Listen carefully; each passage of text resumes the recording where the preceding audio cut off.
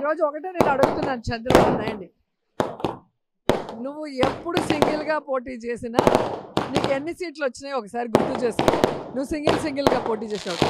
మోడీ వల్ల లేదా బీజేపీ వల్లే నువ్వు 3 సార్లు ఈరోజు అధికారంలోకి వచ్చావు. ఒకసారి వెన్నుపోటు పొడిచి ఎన్టీఆర్ ద్వారా వచ్చావు తప్ప నీ సొంత ఇమేజ్తో ఎప్పుడైనా వచ్చావా? నీకు సొంత ఇమేజ్ ఉంటే మోడీ తల్లిని మోడీ భార్యని తిట్టిన నువ్వు మోడీతో జత కలవటానికి ఎందుకు పవన్ కళ్యాణ్ కాళ్ళు పట్టుకున్నావు?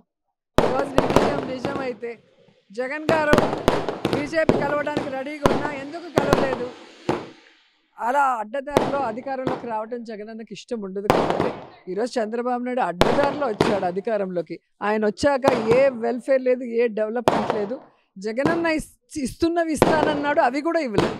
నువ్వు ఇచ్చేది దేవుడు ఎరుగు. ఆల్రెడీ ఇస్తున్నవి కూడా నువ్వు తుంగలో తొక్కేస్తే ఏం పెట్టుకొని ఏం పండగ చేసుకోవాలో చెప్పాలి.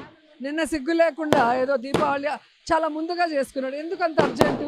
ఈరోజు ఉండి కుటుంబంతో జరుపుకోవచ్చు. ఇల్లు లేదు.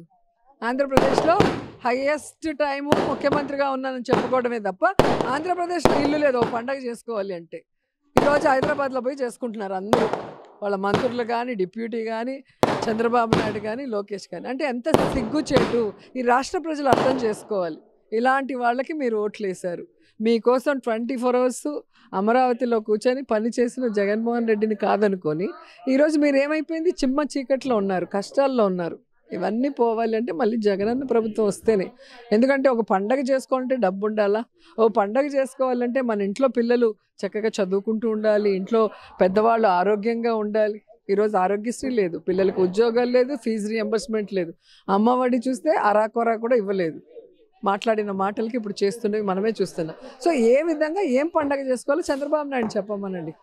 సో చంద్రబాబు నాయుడు ఎప్పుడు అధికారంలోకి వచ్చినా నరకాసురుడి వల్ల ప్రజలు ఇబ్బందులు పడతారు, కష్టాలు పడతారు.